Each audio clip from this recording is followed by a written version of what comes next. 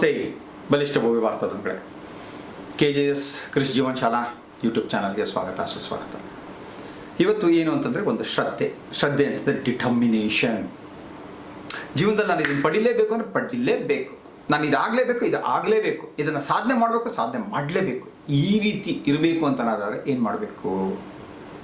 Simple. ಮನದಲ್ಲಿದ್ದರೆ ಶ್ರದ್ಧೆ ಕಡಿಮೆಯಾಗುವುದು ನಿದ್ದೆ. ದುಡಿದರೆ ನೀ ಗೆದ್ದೆ, ದುಡಿಯದಿರೆ ನೀ ಬಿದ್ದೆ, ಕೊನೆಗೆ ಉಳಿವೆ ನೀ ಬೇಡದ ಮಾಂಸದ ಮುದ್ದೆ. ಅಲ್ವಾ?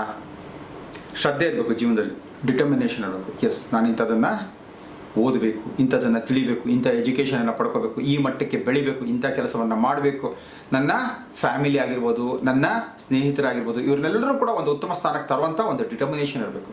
ದೇಶಕ್ಕೆ ಸೇವೆ ಮಾಡುವಂಥ ಒಂದು ಡಿಟರ್ಮಿನೇಷನ್ ಇರಬೇಕು. ದೇಶಕ್ಕೆ ಏನಾದ್ರು ಕೊಡಬೇಕು ಅನ್ನೋಂಥ ಡಿಟರ್ಮಿನೇಷನ್ ಇರಬೇಕು.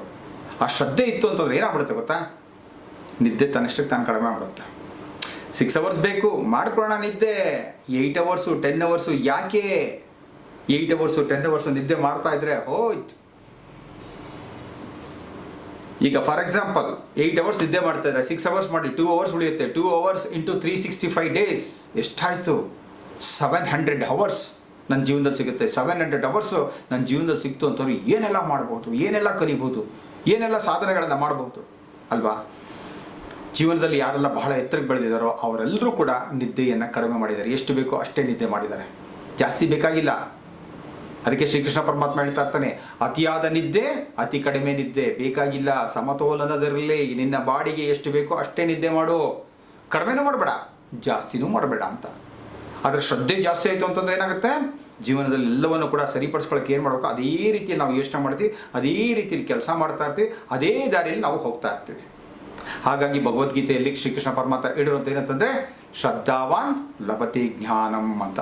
ಯಾರಿಗೆ ಉತ್ತಮವಾದಂಥ ಜ್ಞಾನ ಇರುತ್ತೋ ಅವನ ಜೀವನದಲ್ಲಿ ಎಲ್ಲ ಕೆಲಸ ಕಾರ್ಯಗಳನ್ನು, ಮಾತುಕತೆಗಳನ್ನು ಚೆನ್ನಾಗಿ ಆಡ್ತಾನೆ, ಚೆನ್ನಾಗಿ ಕೆಲಸ ಮಾಡ್ತಾನೆ, ಲಾಭವನ್ನು ಪಡಿತಾನೆ, ಬೇರೊಬ್ರಿಗೂ ಕೂಡ ಪರೋಪಕಾರಿಯಾಗಿ ಇರ್ತಾನೆ. ಸಿಂಪಲ್ ಎಕ್ಸಾಂಪಲ್ ತಗೊಂಬೋಣ. ನಮ್ಮ ದೇಶ ಕಾಯುವಂಥ ಯೋಧರು, ಅವರಿಗೆ ನಮ್ಮ ದೇಶವನ್ನು ಕಾಯಬೇಕು ಅನ್ನೋಂಥ ಶ್ರದ್ಧೆ ಇರೋ ಹೊತ್ತಿಗೆ ಅವರೇನು ಮಾಡ್ತಾರೆ? ನಮ್ಮ ದೇಶವನ್ನು ಕಾಯ್ತಾ ಇದ್ದಾರೆ. ಅವರ ಸುಖ, ಶಾಂತಿ, ನೆಮ್ಮದಿ, ಬಂಧು ಬಳಗ ಎಲ್ಲರನ್ನ ಬಿಟ್ಟು ನಮ್ಮನ್ನು ಕಾಯ್ತಾ ಇದ್ದಾರೆ. ಆ ಶ್ರದ್ಧೆ ಇದೆ. ನಮ್ಮ ದೇಶ, ಭಾರತ ದೇಶವನ್ನು ಕಾಪಾಡುವಂಥದ್ದು ನಮ್ಮ ಕರ್ತವ್ಯ ಅಂತ ಹೇಳ್ತೀನಿ. ಹಾಗೆ ರೈತ ಕೂಡ ಅಷ್ಟೇ.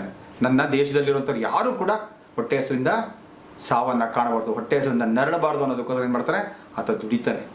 ಒಬ್ಬ ಡಾಕ್ಟರ್ ಆಗಿರ್ಬೋದು, ಒಬ್ಬ ವೈದ್ಯ, ಒಬ್ಬ ಡಾಕ್ಟರ್ ಏನು ಮಾಡ್ತಾನೆ? ಒಬ್ಬ ಪೇಷಂಟ್ ಬಂದಾಗ ತುಂಬ ಸೀರಿಯಸ್ ಆಗಿದ್ದಾಗ ಏನು ಮಾಡ್ತಾರೆ? ಅವ್ರಿಗೆ ಏನು ಬೇಡಬೇಕಾಗುತ್ತೋ, ಎಂಥದ್ದು ಕೊಡಬೇಕಾಗುತ್ತೋ ಆ ಟ್ರೀಟ್ಮೆಂಟನ್ನೆಲ್ಲ ಕೊಟ್ಟು ಅವ್ರನ್ನ ಕಾಪಾಡ್ತಾರೆ. ನಾನು ಎಷ್ಟೋ ಕಡೆ ಕೇಳಿದ್ದೀನಿ, ಎಷ್ಟೋ ಸಲ ಡಾಕ್ಟರ್ಗಳು 16 hours 18 hours ಕಂಟಿನ್ಯೂಸ್ ಆಗಿ ಸರ್ಜರಿಗಳಿಂದ ಮಾಡಿ ಪೇಷಂಟ್ಗಳನ್ನು ಉಳಿಸಿದ್ದಾರೆ. ಯಾಕೆ? ಅವ್ರಿಗೆ ಶ್ರದ್ಧೆ ಇದೆ, ಇವ್ರನ್ನ ಉಳಿಸ್ಬೇಕು ಅನ್ನೋಂಥ ಶ್ರದ್ಧೆ ಇದೆ. ಹಾಗೆ ನಾವು ನಮ್ಮ ಜೀವನದಲ್ಲಿ ಕಲಿಬೇಕು, ದುಡಿಬೇಕು, ಬೆಳಿಬೇಕು, ಮತ್ತವ್ರನ್ನ ಬೆಳೆಸಬೇಕು ಅನ್ನೋಂಥ ಒಂದು ಶ್ರದ್ಧೆಯನ್ನು ನಾವು ನಮ್ಮ ಜೀವನದಲ್ಲಿ ತೆಗೆದುಕೊಂಡು ಬಂದುಬಿಟ್ರೆ ಖಂಡಿತದಲ್ಲೂ ಕೂಡ ನಮ್ಮನ್ನು ನೋಬಡಿ ಕ್ಯಾನ್ ಸ್ಟಾಪ್ ಅಸ್. ಹಾಗಾಗಿ ಹೇಳ್ತಾ ಇರ್ತೇನೆ, ಹ್ಯಾವ್ ಡಿಟರ್ಮಿನೇಷನ್. ಓಕೆ, ಭಗವಂತ ಎಲ್ರಿಗೂ ಕೂಡ ಆಯುಷು, ಆರೋಗ್ಯ, ಉಲ್ಲಾಸ, ಉತ್ಸಾಹ ಜೊತೆಗೆ ಶ್ರದ್ಧೆಯನ್ನು ಹೆಚ್ಚೆಚ್ಚು ಕೊಡ್ತಾ ಹೋಗಲಿ. ನಾವು ಹೆಚ್ಚೆಚ್ಚು ಬೆಳೆಸ್ಕೊಳ್ತಾ ಹೋಗೋಣ, ಜೀವನದಲ್ಲಿ ಬೆಳೀತಾ ಹೋಗೋಣ ಅಂತ ಹೇಳ್ತಾ ನಮಸ್ತೆ, ಜೈ ಹಿಂದ್.